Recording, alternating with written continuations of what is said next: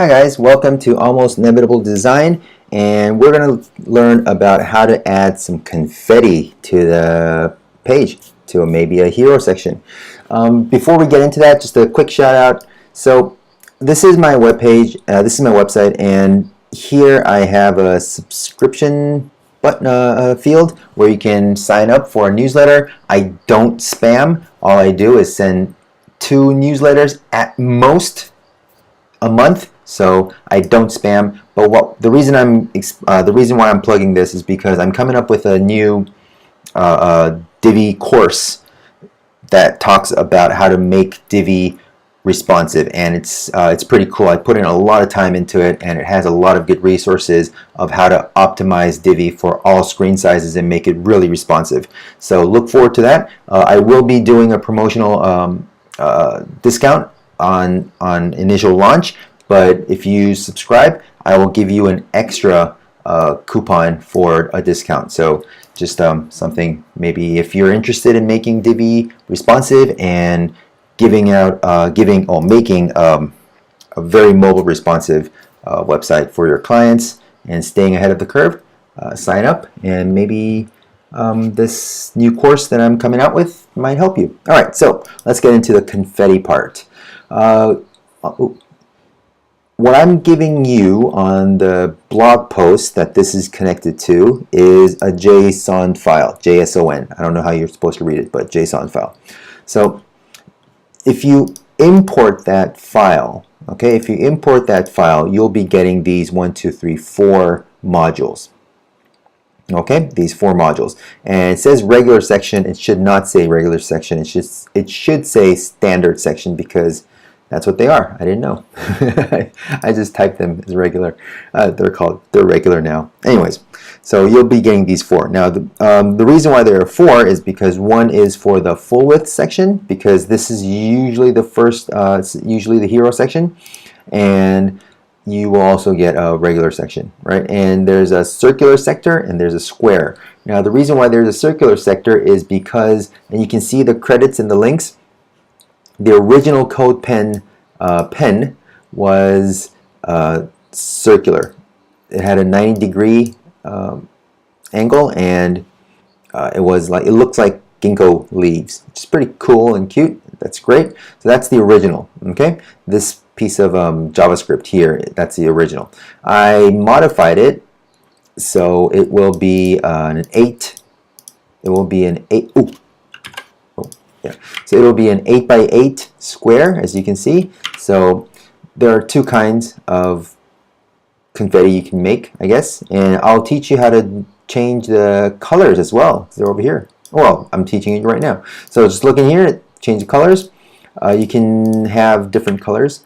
You can maybe make them all black, like different shades of black, or different shades of black, or you can have stuff like orange, and then put that in there with black, and you can have Halloween confetti and all that. Right now it's very colorful. This is from the original pen, so it's a very colorful confetti. Okay, so what we're doing now is, technically what we need to do is add a new code module. Now the code module, so I'll use the original confetti, copy that, and that stays in there. Okay, so what the code module does is, because this piece of code uses a canvas, and that canvas has an absolute position, it should be the next one. Don't put it on top, put the section after the header, and it won't take up any space, because it's absolute positioning, it will go under the header. Okay, and we'll see what happens. Okay, now if I update this, hopefully it will update, and then we will be getting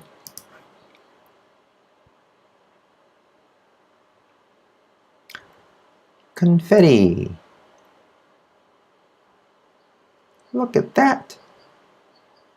Yeah, cool, right? All right, so we can do that. We can also try the other version, which is the squares, 8x8 squares. And of course, you know, I just told you how to see. You can change these numbers, change those two numbers, and you can get different size. Yeah, that's good. All right, so we'll do that, save that, and update that.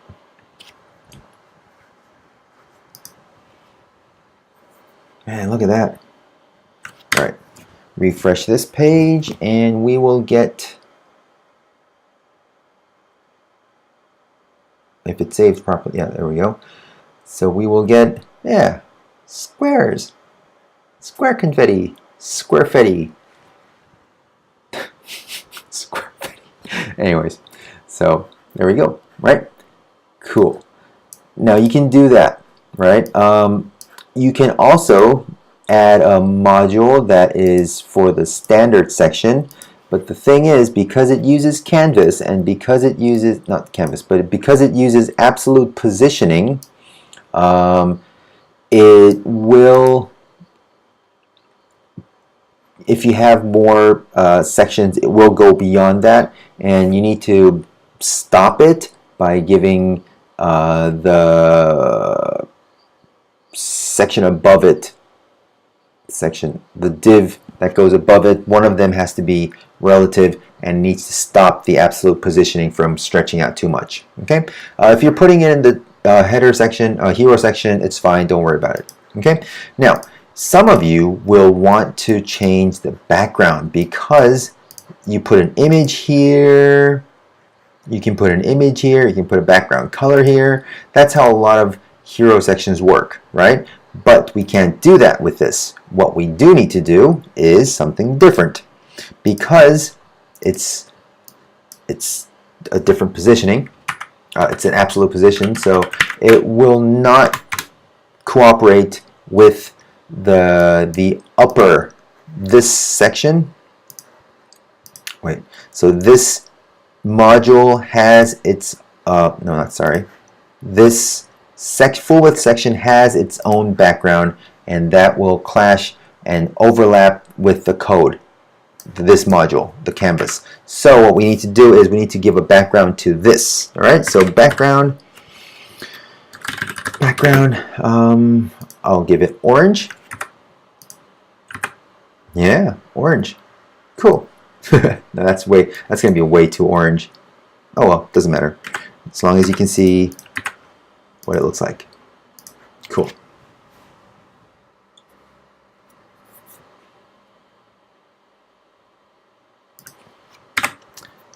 So we refresh this and we get an orange.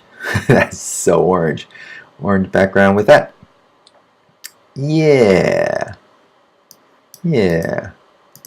There you go.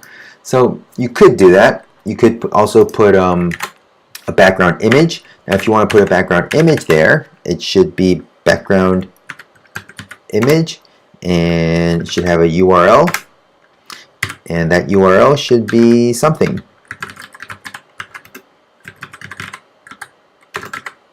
Something, doesn't matter.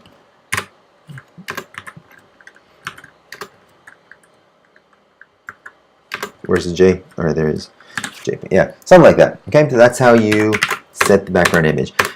In case the canvas overlaps stuff, you need to put in a, what is it? A Z index, and that will put it underneath the header and all that. So have fun with that. You can probably play around with that. If you have any questions, if something doesn't work the way you wanted it to, as long as it's not too complicated, just leave a comment below and I'll help you out. All right, so that's how you do that. If you don't want to play around with any of that, and if you're fine with the confetti that we have here, then all you need to do is just download that JSON file, upload it, and you will have your confetti. It's great to use it for promotions, I don't know, registry, sign-ups, something where it's good to have a festive page. Yeah, right? So if you think about how it's April Fool's Day, no wait, Easter Sunday, same day actually, in 2008. Easter is on Sunday, April 3rd. Yes, that was my Siri who picked up something. I don't know. Anyways, so that's how you add some confetti, and please sign up, and I'll see you in some other video. All right, take care. Bye-bye.